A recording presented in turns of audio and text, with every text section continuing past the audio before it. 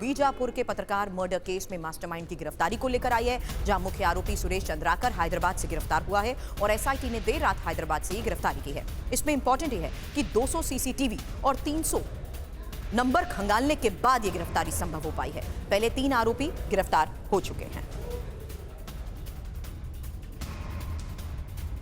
एक इन्फॉर्मेशन आपके सामने रखते हैं कि आखिर कैसे आरोपियों तक पुलिस की टीम पहुंची, क्योंकि यहां इंपॉर्टेंट है कि कैसे 200 सीसीटीवी कैमरेस के जरिए तलाश की गई, 300 मोबाइल नंबर्स को खंगाला गया। यहां तक कि 11 सदस्य एसआईटी ने जिस तरीके से जांच बढ़ाई उसमें 3 बैंक अकाउंट सीज किए गए और अवैध निर्माण पर भी बुलडोजर चलाया गया। लेकिन मास्टरमाइंड की गिरफ्तारी पर एसआईटी प्रभारी अब मयंक गुर्जर ने क्या खुलासा किया है, ये सुनिए।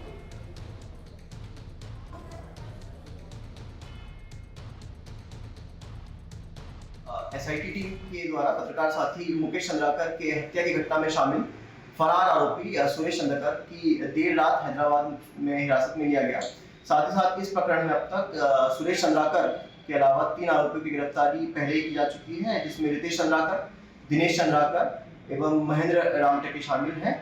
साथ ही साथ मामले में विस्तृत पूछताछ की जा रही है।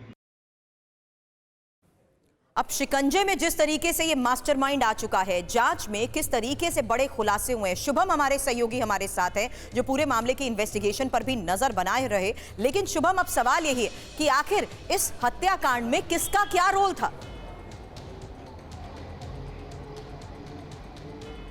देखिए, जो मुख्य आरोपी है सुरेश चंद्राकर, उसे कल रात हैदराबाद से पुलिस ने गिरफ्तार किया है और यही अपनी लोकेशंस लगातार बदल रहा था और यही कारण है कि पुलिस कई लोकेशंस तक पहुंचती थी और वहां से वो गायब हो रहा था। 300 से ज़्यादा मोबाइल नंबर को ट्रेस किया गया जिससे ये बातचीत कर रहा था और आखिरकार उस तक पुलिस पहुंच सकी है। मगर सुरभि, यहाँ पर बड़ी बात यह है, जो पोस्टमार्टम रिपोर्ट आई है वो दिल दहला देने वाली है, रूह कांप जाती है। इस तरह से उस पत्रकार की, उस जाबाज पत्रकार मुकेश चंद्राकर की हत्या की गई है। जो पोस्टमार्टम रिपोर्ट है, जो डॉक्टर से हमने बातचीत की है, उन्होंने ये बताया है कि उसकी डेथ के बाद भी उसे लगातार मारते पीटते रहे। सबसे पहला वार उसके सर में किया गया, उसकी छाती पर वार किए गए, उसकी हड्डियां तोड़ दी गई। मतलब आप कल्पना नहीं कर सकते इस तरह से उस पत्रकार की हत्या की गई है। तो अब पुलिस इन्वेस्टिगेट तो कर ही रही है इस पूरे मामले में, मगर पुलिस का अगला लक्ष्य ये है कि सुरेश चंद्राकर को मुख्य आरोपी बनाया जाए, उसे जल्द कोर्ट में पेश किया जाए और पुलिस सबसे पहले इस सुरेश चंद्राकर की रिमांड चाहेगी ताकि पूरा मामला जो है वो क्लियर हो सके और जो दूसरे 3 आरोपी हैं उन पर भी सख्त से सख्त कार्रवाई हो सके।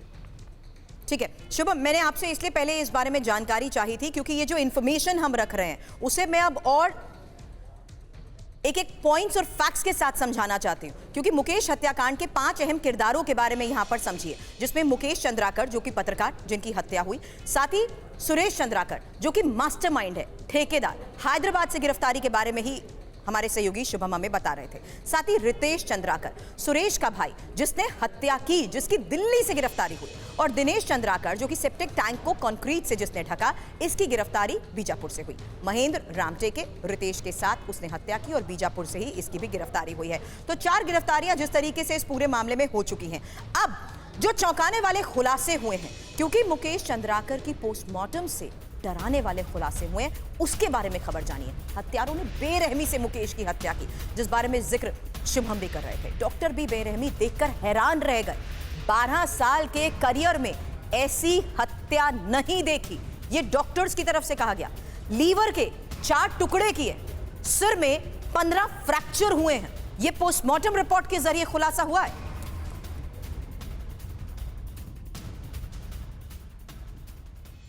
पोस्टमार्टम रिपोर्ट से जो खौफ सामने आया है, मुकेश चंद्राकर की जिस तरीके से हत्या हुई है, उसके बारे में एक इंफॉर्मेशन। सबसे महत्वपूर्ण बात, लीवर के 4 टुकड़े किए गए, 5 पसलियां टूटी, सिर में 15 फ्रैक्चर हुए, यहां तक कि दिल भी फटा, गर्दन की हड्डी तक टूटी। डॉक्टर्स ने खुद कहा कि 12 साल के करियर में ऐसी हत्या उन्होंने नहीं देखी।